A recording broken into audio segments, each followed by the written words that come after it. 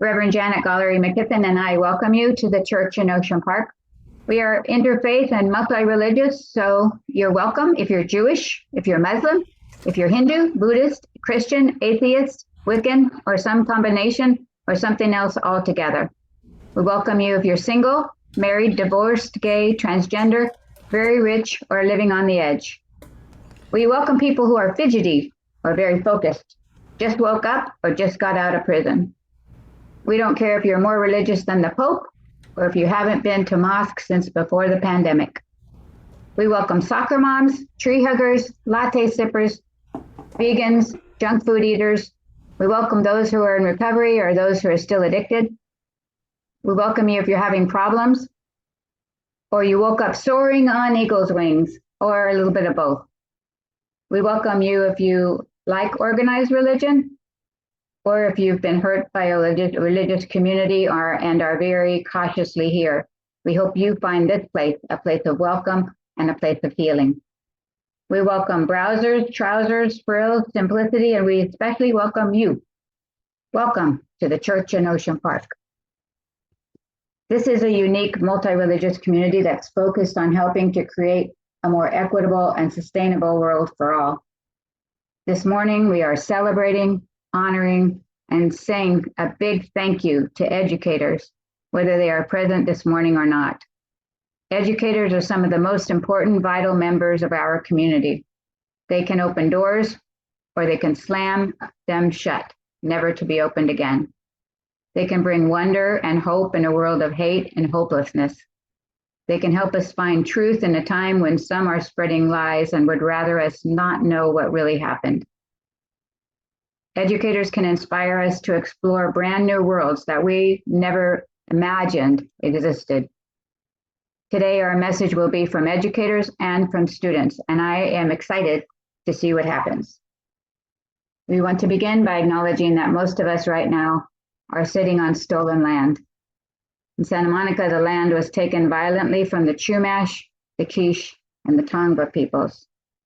We acknowledge the harms of genocide, forced assimilation, enslavement, and destruction at the hands of U.S. colonial settlerism. We also acknowledge that our communities and country was built on the backs of people who were stolen from Africa, placed into bondage, and forced into labor. We acknowledge that we benefit from that labor that has never been repaid. In our acknowledgement, let us commit ourselves to healing by helping to create a more just and equitable world through the struggle of changing how we do things that we see as normal, but that are actually systemically hurting people. We all have biases, and it takes intentionality to build compassion for people whose lives are different from ours. At the Church in Ocean Park, we seek to work together across boundaries to tear down unjust systems and build new relationships of healing and love. This morning, you'll hear from a variety of people. If you hear from something you disagree with, know that they don't speak for the Church in Ocean Park in entirety, and that your voice is just as important as whoever just spoke, even if this is your first time here. Thank you for being a part of this community this morning. Thank you for helping break barriers and build more compassion. Thank you for being a part of bending the arc toward justice. We center ourselves each week with a chant by Thich Nhat Hanh. I have arrived, I am home, in the here and in the now. I have arrived, I am home, in the here and in the now.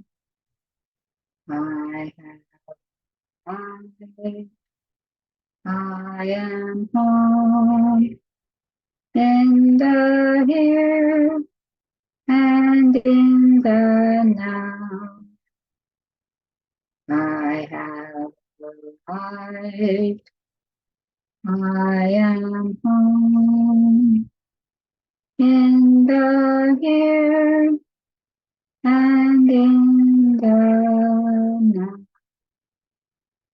Welcome to the Church in Ocean Park. We're glad you're here.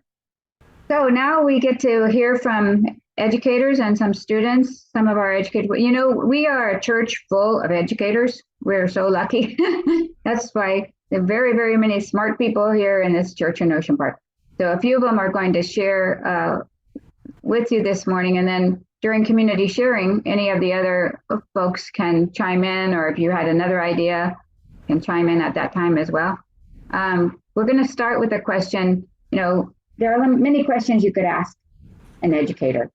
We're going to begin with their beginning. Like, what made you become an educator? What drew you to becoming a teacher? So we're going to start with Jean Gasca and go to Marina, Hurley Jim, and then Gary. Jean? Well, actually, it was an accident. I didn't know that I wanted to be a teacher. I was a graduate student at UCLA in engineering systems, and to make money to pay my rent, I was a TA, teaching assistant. And it was the problem-solving class that Gary and I taught. Eventually, Gary came on as well as a lecturer, but at that time he wasn't there. And I just loved being in front of the class. I loved explaining something, and then when somebody had a question, figuring out a different way to explain it. And I also loved figuring out how they were thinking so that I could explain it the way they needed to hear it. Eventually, I was picked in a pilot program for graduate students to teach the class. And I was in my early 20s, and you know how in your early 20s you just go, well, sure. So I said yes without really thinking about it, and then I was teaching, and I've loved it ever since. Great, thank you. Maureen.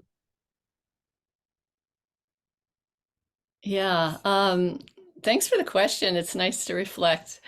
When I was in high school, I think then I read the book Summerhill, which very alternative place, about a school in the UK, I think, and it just blew the lid on my Catholic school education box. And I thought, wow, this could be really, really different. And Chris and I and our friend Kenneth designed this in our heads, alternative school, and it would have a rural location and a urban location, and we just had a lot of fun with it. But when I went to college that year, because there were such a glut of teachers, I arrived to find out they were dismantling the education department. Oh, wow. So I became a history and religious studies major, happily. But my third year of college, on the summer, I had a summer job in the local library in the children's reading program. And I kid you not, my job title was listener. I had to listen to kids talk about the books they read. And I thought, who am I kidding? I love being with kids. I got to do this. So, I went on and got a master's degree, et cetera. But I think the reason I became an educator is because it uses all of me. It just enlivens me. It engages, it stretches. I learn so much from my students every day. And it makes me come alive. It helps me be fully present and kind of live with the not knowing of the next moment, because that's the way it rolls in a classroom. Great. Thank you so much, Maureen. Hurley Jim. Yeah, boy, I love these answers. This is great. Yeah, I really didn't consider teaching at all. I mean, it was furthest thing from my mind. It's just like, nah, I didn't have a good time in school. I mean, I had some good times, but I was not a good student. I was not, it just didn't work for me. So I was not thinking about being a teacher. No way. But then when I was at UCLA, one of my professors, Kit Salter, said, "Hey, Hurley Jim, have you ever thought about being a teacher?" And that was my response. Nope. And it happened that a few years later, I discovered I was going to be an uncle. And so I thought, oh my, okay, I've got to go get trained as an uncle. So I knew where I wanted to do that. And it was a school I knew about. It's called Play Mountain Place, which, interestingly enough, started as Summerhill West. So very closely associated with the same teaching style as Summerhill, and in the UK. And I worked out getting to volunteer there the first year. It was the Summer Olympics. I was actually at UCLA, and they needed a dispatcher for the messenger service. So I said, okay, I'm going to do that. But when this is all over, once the Olympics and all this pressure is over, I want to get 1 day a week off to volunteer at this school. And so they agreed.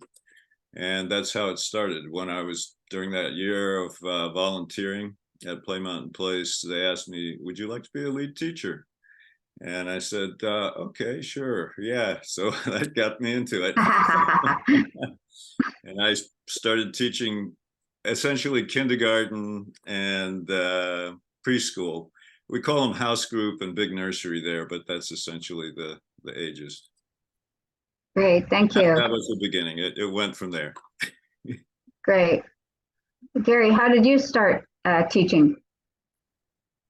I didn't intend to be a teacher. My mother had gotten a 3.75 GPA out of LA high school when she went, and she had always wanted to go to college, so she applied, and she applied to 3 different schools. They all said the same thing.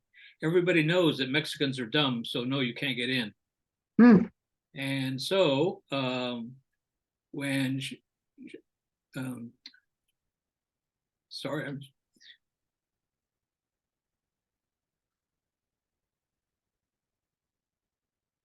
okay. So when I went to school, needless to say, there was pressure on me to do well. Yeah. I ended up always at the top.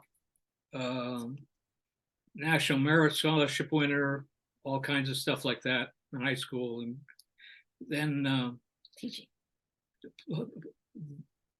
So then I went to UCLA, got a degree in philosophy, which is what I wanted to do, and I thought I would teach philosophy, but I won't go into why it didn't develop that way. But I ended up the same place Gene did. I got into the problem-solving program at UCLA in the engineering school, and taught that for 14 years, I think. And then I was hired by a consulting firm to work for them as a power speaker, and I did that for 27 years. And now I'm retired. And Great. Thank you, Gary. Education, my own stuff. Thank you, Gary. All right. Everybody has done it for a different reason. Everybody has entered the profession of teaching for a different reason. And I think we're going to go right to the students and then come back to the teachers now. We have some students here that are fresh off the mountain with Hurley Gym. And so we want to ask them a couple of questions, or at least one. Like, how do you like to learn? What kind of teaching style do you like, or how do you like to learn? And we have Stephanie and we have Ricardo. So Ricardo, you want to go first? Sure. So teaching style, I have a bachelor's in history. I went to SMC and then transferred to Cal State LA. And having done all that school, I think I can say that I hate being sitting in a desk. A lot of time I'm tired of it, and it's great to learn from a classroom and a professor and books, but sometimes it's great to have the classroom be the world, to be able to go explore things and to see things physically and actually interact with the natural world that we are a part of, versus just being in society and just having to conform, sitting at a desk and feeling like I could do more, but I'm kind of locked here for a bit. Yeah. So interacting with Hurley has been very rejuvenating. We've gotten to talk about a lot about natural history and about a little bit about geology. And I feel like every time I've gone up to Mono Lake with him, I learned something new. we always see something new that maybe we didn't explore last time. So it's just a constant learning environment. Mm. Great. Thank you. Thank you so much. We're so glad to have you here. Stephanie, how about you? Yeah. Well, I'll intertwine my answer with kind of my memorable learning experience, if that's okay. Yeah. But yeah, I recently went to Mono Lake with Ricardo, Hurley Gym, and a couple other students from the Kid City community. Hurley Gym is very loved in the Kid City community, and I very much grasped the idea very quickly. He very quickly became an educator to me, un amigo, and I very much learned how much he was of a chocolate enthusiast while on our camping trip. So I feel like as we got to learn more about Malo Lake and the land that we were in, I was also learning a lot about Hurley Gym. And I learned that he was very loving and nurturing, and encouraged us to be ourselves throughout the week-long trip that we were able to enjoy together. And Kid City was very instrumental to me. So I've always kind of come full circle to the organization and continue to meet wonderful people. They were really important to me while I was pursuing my own education. As a first generation student, my parents didn't have the opportunity to go to college, and I was very much stranded in terms of, where to kind of find my way. And, finding educators like Hurley Gym and so many other people in the Kid City community have always pushed me to, continue to strive forward and keep my community at heart. Now I'm at Stanford studying human biology, and it's really amazing to just keep coming back to the Kid City community and be able to immerse myself in outdoor experiences as an inner city kid. So Mono Lake was really interesting and very fascinating in that sense, because I've grown up in the city in, concrete jungle.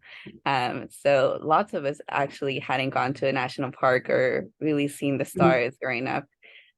So it was very important in that sense, because the first moment when we got off the van, we were in awe absolutely for the Milky Way galaxy that we saw. And that for us taught us that there's so much beyond South Central, and there's a bigger world out there. And we learned a lot about environmental justice and social justice, and a lot of it empowered us to be a part of bigger goals than ourselves. So I feel like leaving experiences like that always, make me feel more actionable, more able to do things around the world. Very, very important, and a very big piece in everything that goes on. And that to us is very important and really makes the difference for all of us. And, Harley Gym was a guided meditation and thoughtful reflection and dancing. And we had a lot of fun just, learning and enjoying and about all the different gifts of humanity that we were able to enjoy out there, like water, the stars, the land. And I come back home now, and Hurley Gym has not only taught me, but he's taught my family. Now that I come home and tell stories about where I've been and what I've learned, the importance of water and everything that we were fully immersed in. So my family is very much in appreciation of Hurley Gym, and just in all admiration as well. So very happy to be here. I'm very happy to hear that there are so many other educators who are impacting the lives of students like myself. So thank you very much. Thank you. I think you showed us, just your sharing highlights that educating one person is not educating one person. You affected your family. Even if you hadn't shared, your being is different. And so how you are in the world is now different. And so you'll impact people wherever you go. And educators do that. And you never, teachers may not know what effect they've had on people. They can't possibly know the long lasting effects and the long reaching effects on people, because reaching one person is not reaching one person. So that's one reason I wanted to honor the teachers among us, because just exactly what Stephanie said, Hurley Gym affected her whole family, not just her. And I'm sure it will also affect her friends and all kinds of other folks. So when you educate one person, you don't educate one person. So I really appreciate all the teachers for that reason. there are some teachers who we know open doors and some who slam them shut. There's many art teachers, I believe, who have slammed some doors shut for folks, and some history teachers who have also done that. Some different kinds of teachers who have closed doors rather than open them. But there are so many teachers who have opened the doors, and they have a big choice. Then they have a big effect, and they have a lot of effect on communities and actually on the world. So thank you all. So now I would like to ask any teacher who wants to, I'm not going to go in any order this time, but to share a more memorable teaching experience that they've had. So I know there are other teachers here too, but if you could raise your hand if you'd like to share a memorable one. I'm happy to do it. Yeah. Janet, is that okay? Yeah. I love building community with kids, and empathetic, responsive community. And one part of my teaching, I always would teach like a civil rights unit and kid heroes in that. And I love music, so I would always teach them the songs, the freedom songs. Mm. So one day, I'm usually was pretty cool as a teacher, pretty calm, even in emergencies. And the only thing that could really rattle me was technology or its lack of performing. And we had these so-called smart boards in the classroom, and every now and then I tried to use it, and the smart board was not very smart and never did what it was supposed to do. And so I had the kids gathered for something, and I was going to use the smart board, and of course it didn't work. I had it all queued up and it didn't work. And they could sense my frustration. I said, you guys just visit with each other. I got to go figure this out. So I'm on the other side. The kids are in a group on the other side of the block shelves. And all of a sudden I hear this little singing coming from the block corner. We shall overcome. Like, so sweet, so sweet. All of them in unison. And it was like the Who's down in Whoville, like melting my heart, like giving back what certainly I've given to them, but that we all gave to each other every day. So that was the very first thing that came to mind, Janet, when you asked that question. Wow. So beautiful. So beautiful what can happen in those situations. Yeah. Anybody? Jean Gasca. I was teaching at a school called Opportunities for Learning, pardon me, which was a self-paced program for kids who were ill, or they were working, they were parents, etc. It was high school. And I had this one class, it was geometry, and there were only 8 students. And you would think that that was not a hard class to teach, but it was one of my toughest. Because they were all parents and they were all exhausted all the time. And it was first thing in the morning. So they would come in and they were hungry because most of them didn't have enough to eat or didn't have enough protein. So I had snacks, I had nuts and fruit and that kind of thing. And but I love to teach through hands-on, especially in math, because like Ricardo said, a lot of kids sit in a desk and they do math with a pencil and paper, and it's boring, right? So this particular morning, the principal had come in to watch my class, and I felt nervous about it, but then I just thought, well, I'm just going to do my regular thing. So the kids were, actually, some of them were sleeping at their desks. They had a few nuts and their heads were on their hands, and the other ones were looking bored. And I brought out shoe boxes and said, we're going to make little scenes. I'd like you to imagine that you're an interior designer or a landscape design architect, and you're going to make a model of this scene that you're going to develop. And I had rulers for everybody. You're going to measure your model pieces, and then you're going to figure out the multiplier for how big this would have to be if it were true to life. So little by little, they really, were doubtful at the very beginning, but through the hour, I saw like the heads lifted a little bit, people got busy, their hands were moving, they were talking to each other. Oh, I think I'm going to make stairs over here. Oh, I'll make a skate ramp. Oh, Mhm. and then one boy actually made a torture chamber. That was his, Oh. and it was very creative, but it was really lovely. And that's what I love about hands-on teaching. And I did that in my science classes as well, because it's the best approximation of being out in the world, like Ricardo said. You know, at least you're doing something with your hands and you're engaging your muscles and your brain. Oh, thank you so much, Jean. Curly Jim. Yeah, this is going to be a little tough because I don't know, as a teacher, I have many memorable moments. So they're all racing through my head right now, and I'm going to try to just grab one. But I want also to just acknowledge that I got to meet Gary and Jean at UCLA when they were doing that class.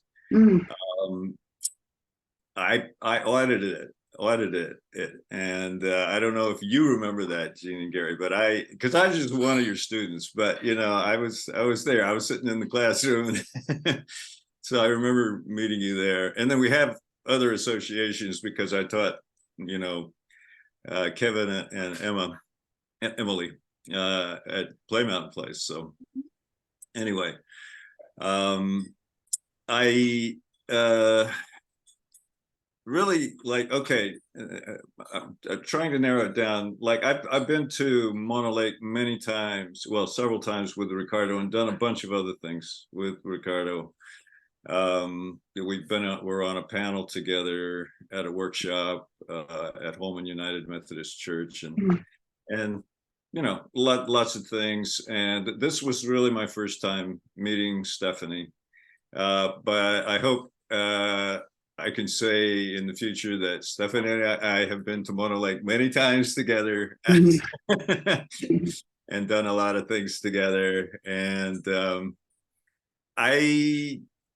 well, okay, I guess, you know, one really memorable thing from this trip, and actually there were two, was dancing together. We do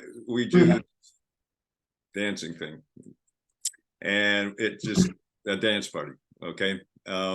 It's its own special thing. Stephanie is one of the most amazing dancers I've seen. She's just wow, you know. And so that is a memorable moment.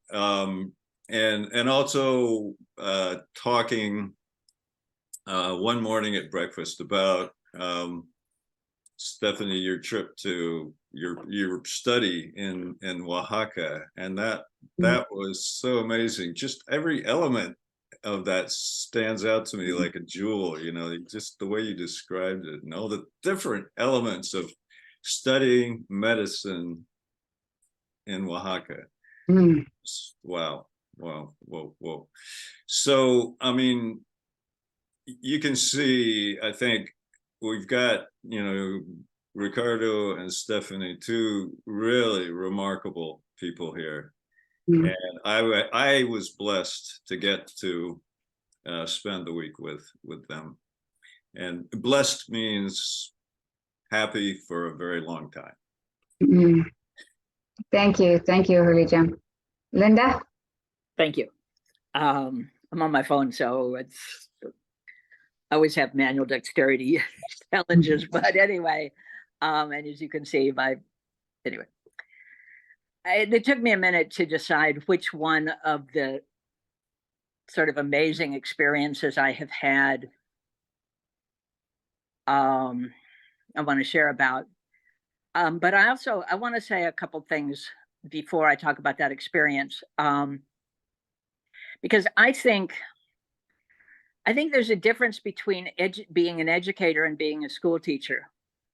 And I think some of us try to do both, but the schools are institutions set up by folks with power and money and to build buildings and to impose curricula. And, you know, historically, they've been agents of oppression by the church.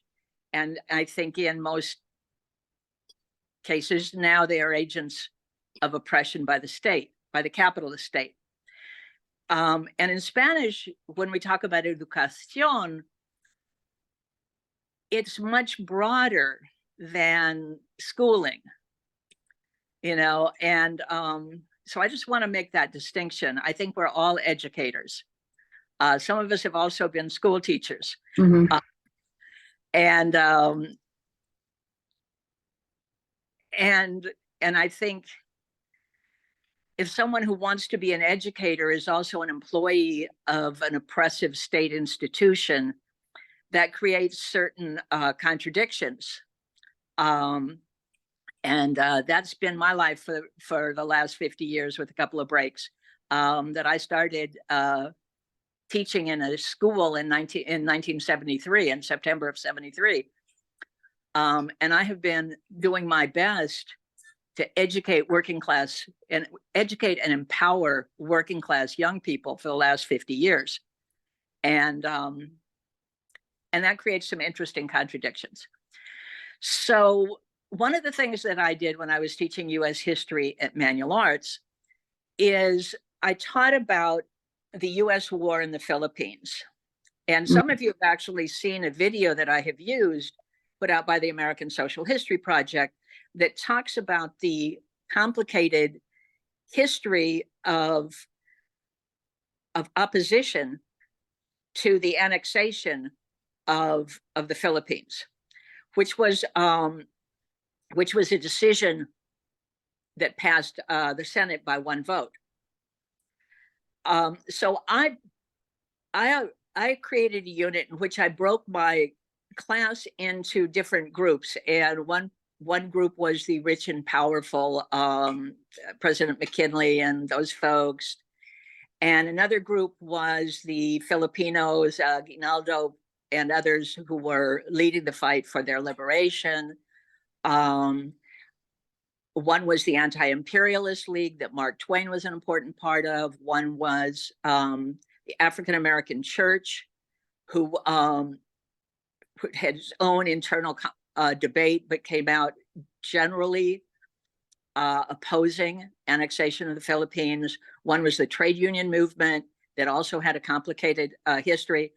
And all of my students had to role play that they were part of that group and get into the head, the mind of whoever they were supposed to be. And some folks had to be President McKinley and really, put forward that position, et cetera. And then then they had to go around and try and convince other people to their point of view. Particularly the Anti-Imperialist League was trying to get people to sign their petition. And then there was a vote. And when I'm the teacher, I'm in charge, I conduct the vote. And then I said, well, turns out that only certain people are represented in the vote here. Actually, nobody's asking workers or the Black church to participate in this vote. So actually, here's how the vote goes.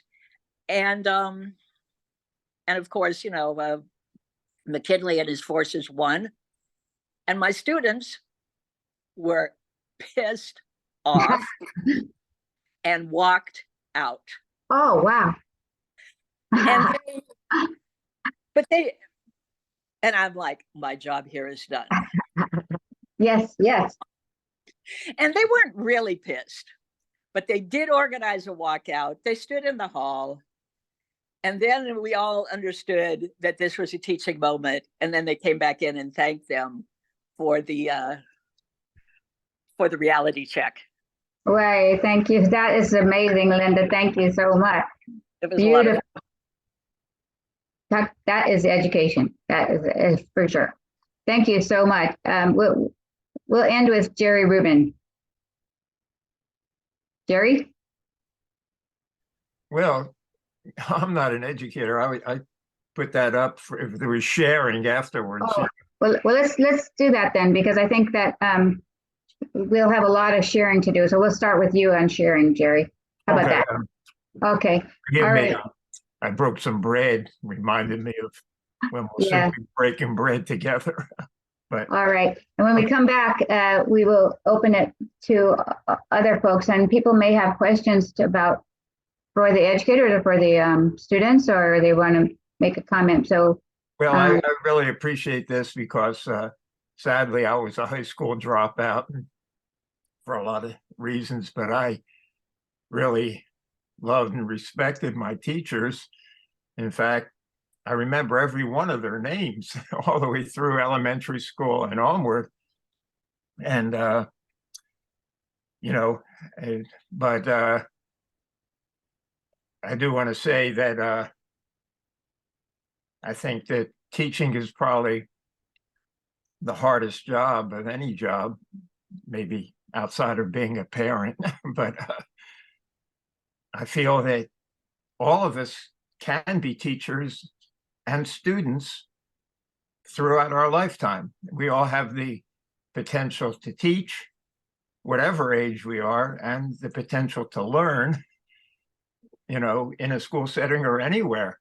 mhm. So I really appreciate this. I put some of the popular stickers down that deal with education, and I just really respect and love all the things that you're doing. Thank you, Jerry. And I think we could end with that because it's we all actually are teachers and students every day, whether or not we're trying to be or not. We are learning things every day, and we're showing other people things every day. We just whether or not it's intentional. So thank you all so much for your beautiful sharing, and we will have a song. Yes.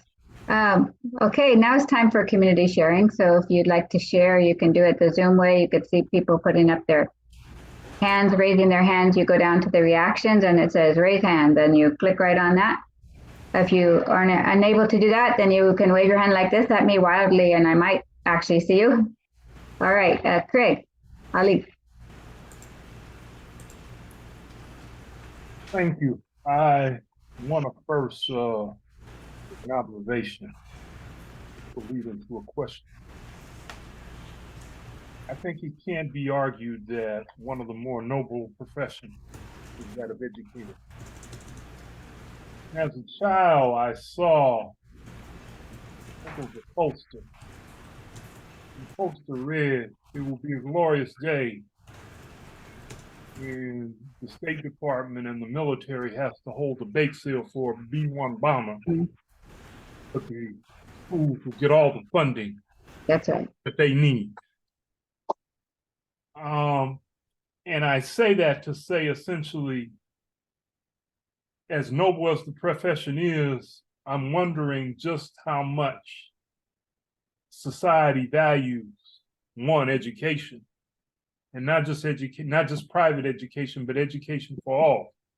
And I'm wondering specifically from in this era where they try and streamline, just what is taught and what is not taught, just what the panel sees where the future of education is going in reference to this, and what can be done to more or less affect that change to people who need, that education. All right, thank you for the question, Bob. I guess in terms of where is education going, I wouldn't want to predict, but I will predict that question will be highly contested. Mm. And that the contest has become even more. There's always a contest, as between different interests about what our educational system is going to look like. And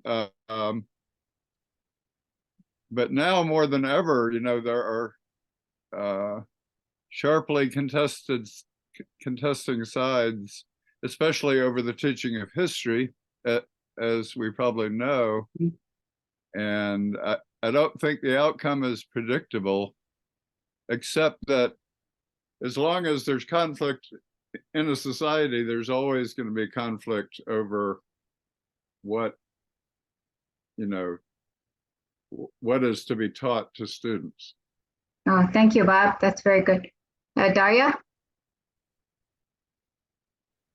Thank you, and thank you to all of our educators and students for speaking this morning. It's been very inspirational. I have one question for Hurley Jim. I don't know if this is at all possible, and maybe it's not, but I'm still going to ask. I'm currently a graduate student at LMU, and one of the professors in the theology department teaches the kind of, actually, well, there's two of them. Chris Chappell's one, and then I'm thinking of Douglas Christie, who is the other, and both teach kind of an intersection of theology with environmental justice. And so I was wondering, Hurley Jim, if it's at all possible, would you be interested in having a Mono Lake trip partnered with, say, maybe Dr. Chappell or Dr. Christie, if it's even possible? I don't know if it is, because clearly there's a lot of red tape and everything, and who knows, but I think it would be really cool to have Hurley Jim, your students who maybe are still in high school, maybe they're at community college, to partner with a Jesuit university. I don't know, maybe I'm like really going out of my mind. So that's my question. Yeah. Yeah, well, you got a good mind, Daria, and yes, absolutely, it's definitely possible. There's no red tape on our end, so yeah, let's do it. Great. Joseph, Chaplain Joseph. Yep, chaplain and teacher too. I don't know how many of you knew I was teaching as well. I used to, while I was in ministry in the Caribbean, I taught sociology at University of the Virgin Islands, University of the West Indies. And when I came to the US at one point, I did teaching in sociology at Opelika Community College in Alabama. Mm. So I used to teach sociology. Before I came here, I was offered a lectureship. I was a tutor. And the tutor then was to simplify and break down and illustrate and make more understandable the lectures that were received. So I was a tutor. And while I was tutoring in sociology, I found that a lot of students came to me for different things. One student came to, and I never talked about my ministry as a pastor, but I guess they knew I was a pastor. And from my teaching in sociology, many students came to my services. One said he came to a funeral service. He didn't know the person who was being buried, but he wanted to hear me preach. Mm-hmm. One student had problems with her boyfriend and so on, was being followed, and some students, couple students, I married. I did one marriage of one student. She wasn't a Methodist at all. I baptized babies. They weren't Methodists like myself. So that involved a lot of stuff that ordinarily would not be, particularly with teaching. So what I'm saying is that you teach in a particular subject, but you're teaching about life. You're teaching about who a person is and what is good and right, and morals and so on. So I think teaching goes a lot wider and broader sometimes than we think. Right. Thank you so much, Chaplain Joseph. Chris. Yeah, I want to thank everybody for opening that space of reflection. And I'm remembering being a very little child, and I knew that my mother had been a school teacher, and that interested me, and I loved school. And my father, at that phase when I was a child, was working in a foundry. And he would come home and he would smell like steel, and it was, you know, the work clothes, and he would be grumpy because it was very tiring and he had to work on Saturdays. And I said, well, I sure don't want to be like that. Mm. And then as I was going through their papers, I came to find out, lo and behold, and I really did not know this, that my father had been a professor for Niagara University, that he had run a flying school, and that he, for many years, taught pilots. And my parents in their early life supported themselves with my father's flying school, and that he, in fact, was an educator all along. So that was sort of sweet to say, oh, I don't need not to be like him. Wonderful. Wow. Chuck. Hi. This is about Amanda and me being an educator and a parent. When Amanda was very young, of course, I was off weekdays, and I had her by myself without her mother. So because we both worked, and one of the things we did for recreation was dig into dirt and plant stuff. And we planted, seeds with, the things: eggplant, bell peppers, squash, cucumbers. We even had a corn patch in the backyard. And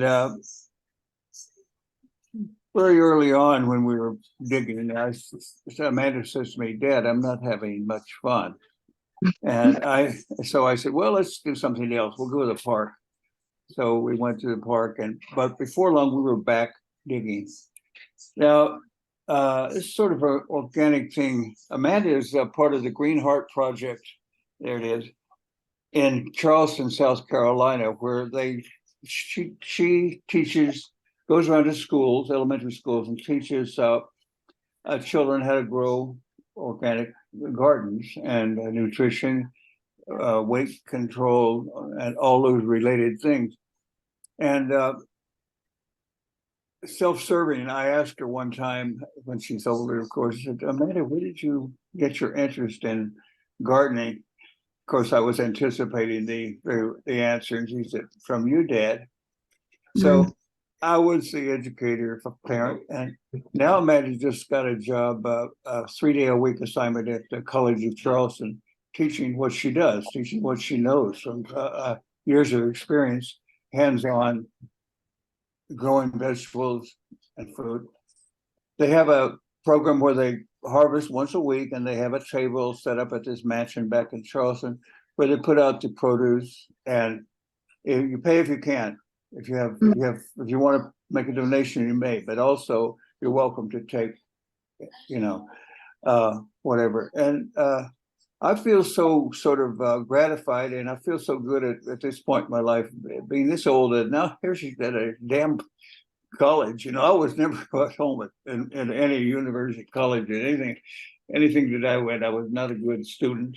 I dropped out after 5 years with a psychology sort of confusion.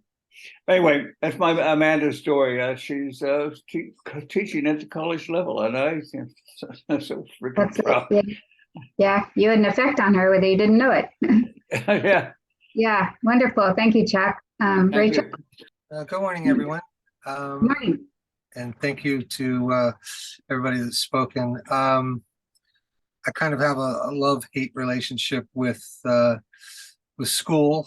I really feel that there is entirely way too much pressure placed upon students. And I know, at least from my experience, it was drummed into me that if I did not do well in school, I would be digging ditches. That was the big thing. You don't want to be digging ditches. And so, it wasn't until I was living with a woman who suffered from panic attacks. And then looking back at taking tests where, oh my God, this this exam is going to be 1/3 of your semester grade. Mm.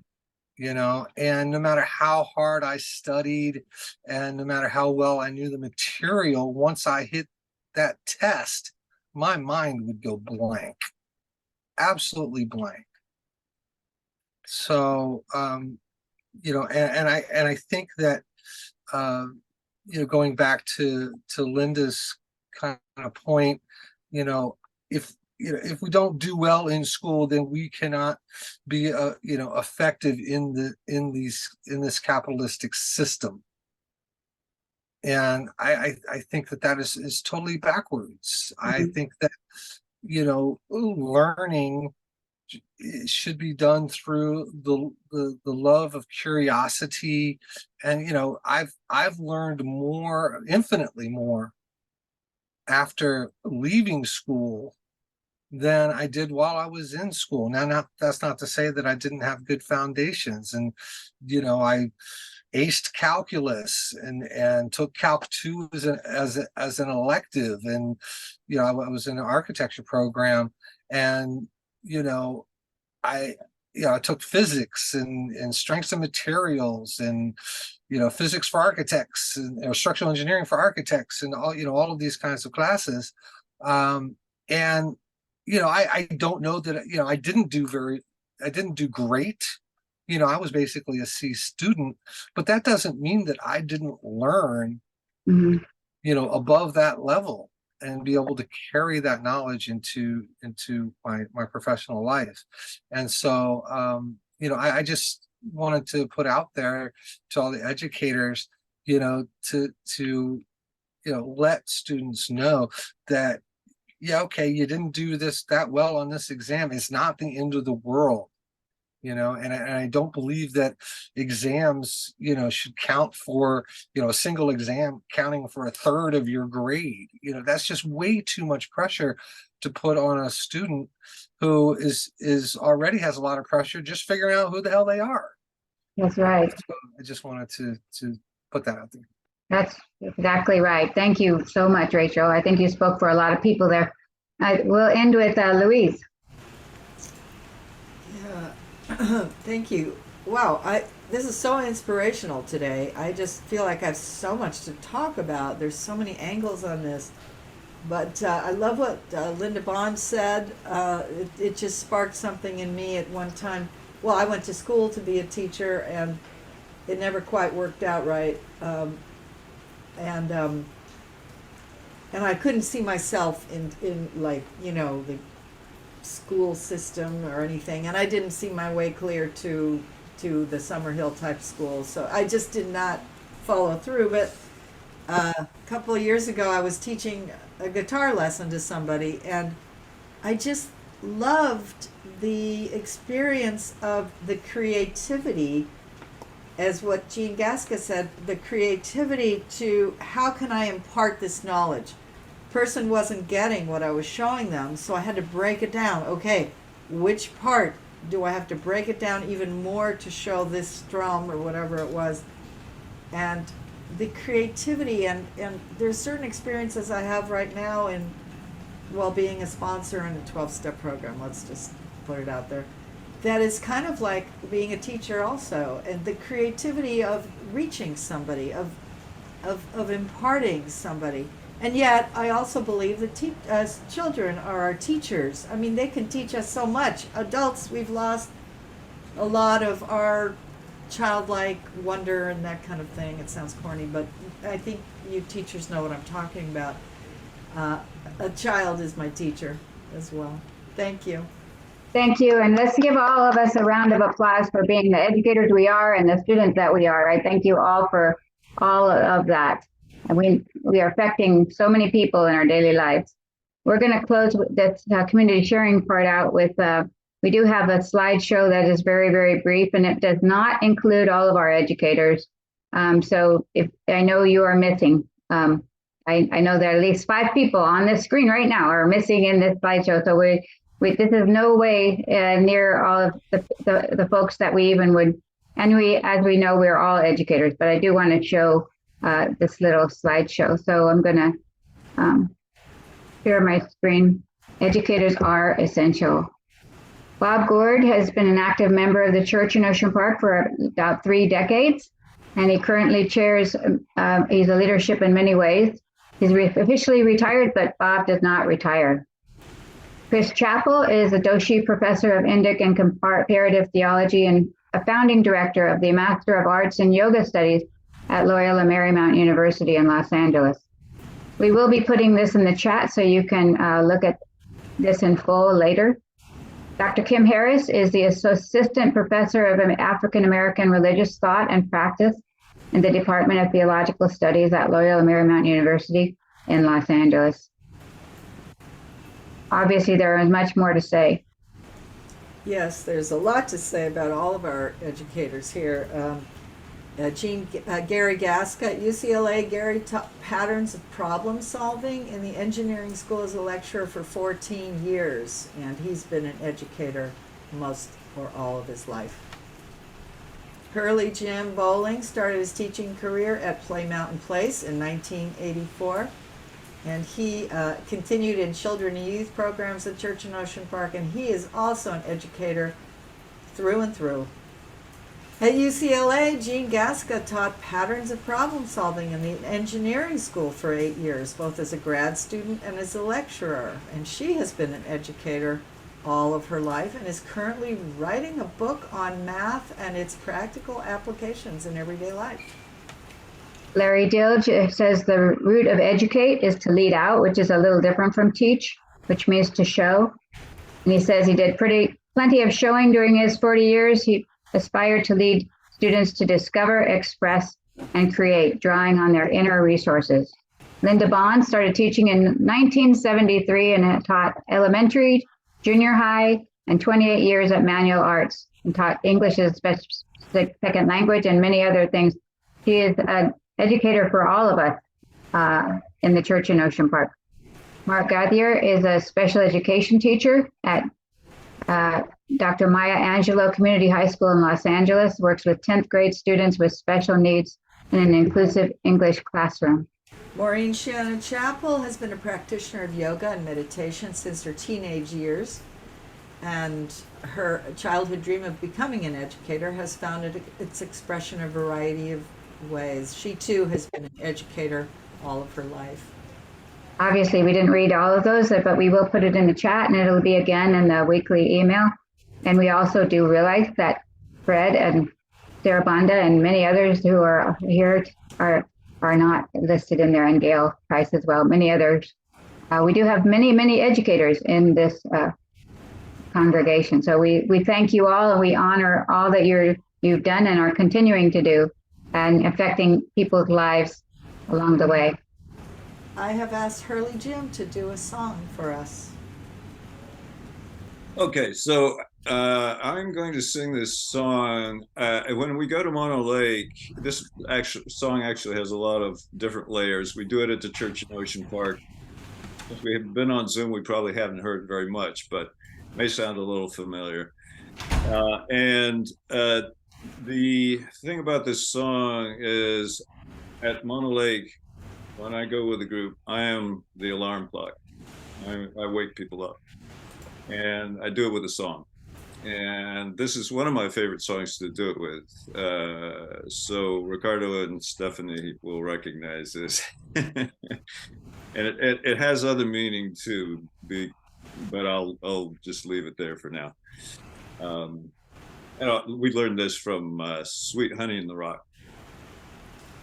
Sen jen jen jen gemitanda zo, sen jen jen jen gemitanda zo, and gemitanda zo, and gemitanda zo, and gemitanda zo, and gemitanda zo, sen jen jen jen gemitanda zo.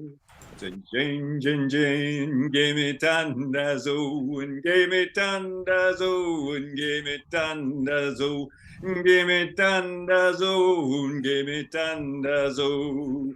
Whoa, ma babagutala babe tandeza. Whoa, ma babagutala babe tandeza. Babetandeza, babetandeza, babetandeza, babetandeza. Oh, wow, that's great. Of course, that was taught to us by my predecessor, Eleanor Graham, who brought so many wonderful songs to us and to me. We thank you all for the education you do with one another and the world every single day, whether you know it or not, the people that you affect. And let's go forth spreading the world with the truth and with love and with compassion. And now we end our services every Sunday by unmuting ourselves. Even though we speak together, it would be chaotic. But we unmute ourselves and we stand in a big circle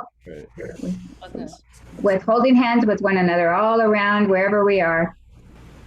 And there's room for people who are not here. There's room for people who are on the street that we normally step over and don't notice. So we're going to say together, carry on. Even with all the people that we don't even notice, say together, carry on. 1, 2, 3. Carry on. Thank you all for being here. Happy birthday to you. Happy birthday to you. Happy birthday, dear Addie. Happy birthday, dear Lucas. Happy birthday, Liam Joseph. Happy birthday, dear Patience. Let's all sing together. Happy birthday to you. Keep coming back.